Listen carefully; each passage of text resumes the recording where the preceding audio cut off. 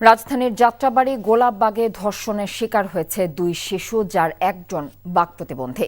অভিযোগ উঠেছে রবিউল করিম ওরফে রেজাউল শিশুদের বাসা ফাঁকা পেয়ে তাদের উপর পাশবিক নির্যাতন চালায়। অভিযুক্ত রেজাউল করিমকে গ্রেফতার করেছে পুলিশ। আহত শিশু দুটিকে ঢাকা মেডিকেল কলেজ হাসপাতালের ওয়ান স্টপ ক্রাইসিস সেন্টারে ভর্তি করা হয়েছে।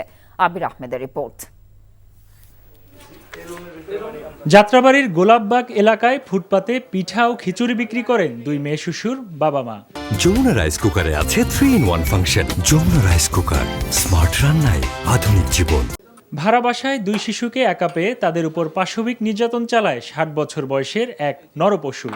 শিশুদের চিৎকারে আশেপাশের লোকজন এসে অটোরিকশা চালক ধর্ষক রেজাউলকে আটক করে। পাশবিকতার শিকার হওয়া দুই শিশু, যাদের একজনের বয়স 8 বছর, আরেকজন বাক প্রতিবন্ধী যার বয়স 16। বিকৃত রুচির এই রেজাউল বুধবার সন্ধ্যায় বাসা ফাঁকা পেয়ে কোমলমতি দুই শিশুর উপর হামলে পড়ে। শিশু দুটির চিৎকারে প্রতিবেশীরা ঘরে রেজাউলকে নগ্ন অবস্থায় দেখতে পান। ধাক্কা দিছি, গেট খোলে না, অনেকক্ষণ ধাক্কাইয়ে এরপর দেখি খুলছে। পরে বড় মেয়েটা দেখি কি মানে চুল ছাড়া, ওড়না নাই। চরিত্র খারাপ ছিল দেখে ওইখান থেকে মাইরা ধরে পাঞ্জাতে ওরা খেদাই দিছে। কোন একটু পোলাপান দেখলি উনি হে পোলাপানের গায়ে হাত দেয়। আমার মেয়ে আসলে ছোট, আমার মেয়ের গায়ে হাত দিচ্ছে।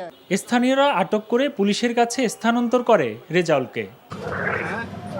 ওই যাত্রাবাড়ি থানার মামলা হয়েছে, মামলা নম্বর 111 তারিখ 30/1/2025। ধারা নারী শিশু নির্যাতন দমন 2000 সংশোধন 2020-এর 9-1 প্রাথমিক ব্যবস্থা।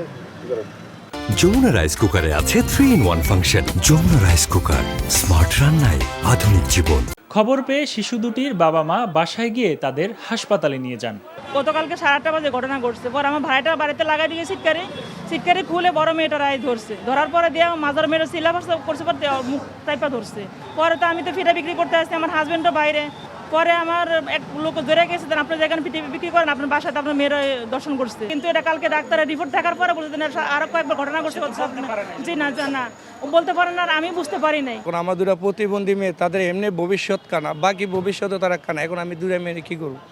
এরকম যখন পৃথিবীর কোনো মেয়ে যখন লাঞ্ছিত না হয়, আমি তার পাশেই চাই। আমি বিচার একটা চাই, আমি তার পাশেই চাই।